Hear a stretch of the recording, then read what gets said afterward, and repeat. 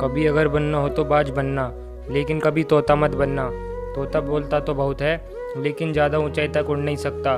बाज बोलता बहुत कम है, लेकिन सबसे ऊंचाई पर उड़ता है और बाकी पक्षियों का राजा होता है। आज मैं आपको 5 पॉइंट ऐसे बताऊंगा कि हर एक इंसान को बाज से सीखनी चाहिए और लाइफ की बहुत बड़ी लर्निंग है इन 5 पॉइंट में। पॉइंट नंबर फर्स्ट, बाज की तरह अकेला चलना सीखो। बाज अकेला उड़ता है और बाकी पक्षियों के मुकाबले सबसे ऊंचाई पर उड़ता है। बाज अकेला उड़ेगा, लेकिन कभी भी चिड़िया और छोटे पक्षियों के साथ नहीं उड़ेगा। बाज हमेशा या तो बाज के साथ उड़ता है या फिर अकेला उड़ता है।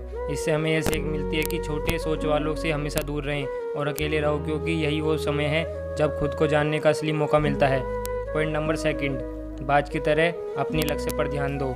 बाज का विज़न बहुत ज़्यादा क्लियर होता है और बहुत ज़्यादा स्ट्रॉन्ग होता है। बाज अपने शिकार को 5 किलोमीटर दूर से देख लेता है और जब एक बार उसे अपना लक्ष्य दिख जाता है तो फिर उसके बाद रास्ते में चाहे कितनी भी मुश्किलें क्यों ना आए, वो अपने लक्ष्य को हासिल करने के लिए दम एक लेता है। इससे वो भी एक बड़ी सीख मिलती है कि अपना विज़न क्लियर रखो और उसे हासिल करने में फिर चाहे कितनी भी मुश्किलें क्यों ना आए, पीछे मत हटना, उस बाज की तरह उससे सीखना। पॉइंट नंबर थर्ड, बाज कभी भी मरी हुई चीज़ों को नहीं खाता।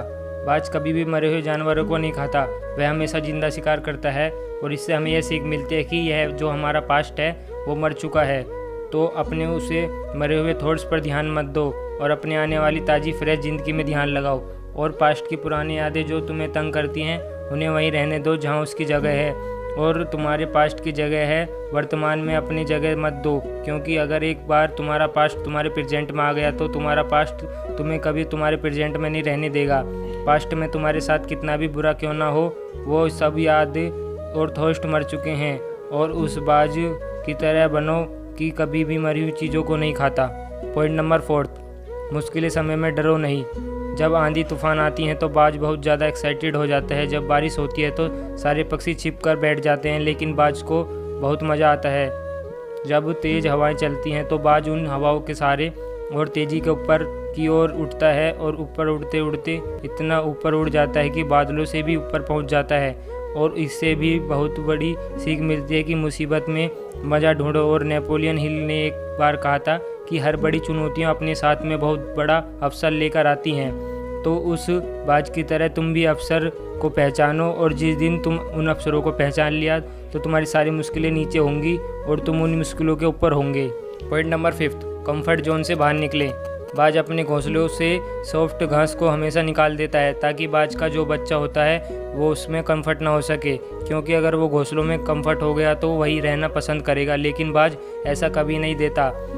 बाज एक पक्षी है और उसे भी एक बात पता है कि कंफर्ट जोन में कोई ग्रोथ नहीं होता है, लेकिन हम तो उस इंसान को और इंसान के बावजूद सारे लोग इस बात को समझाते नहीं हैं।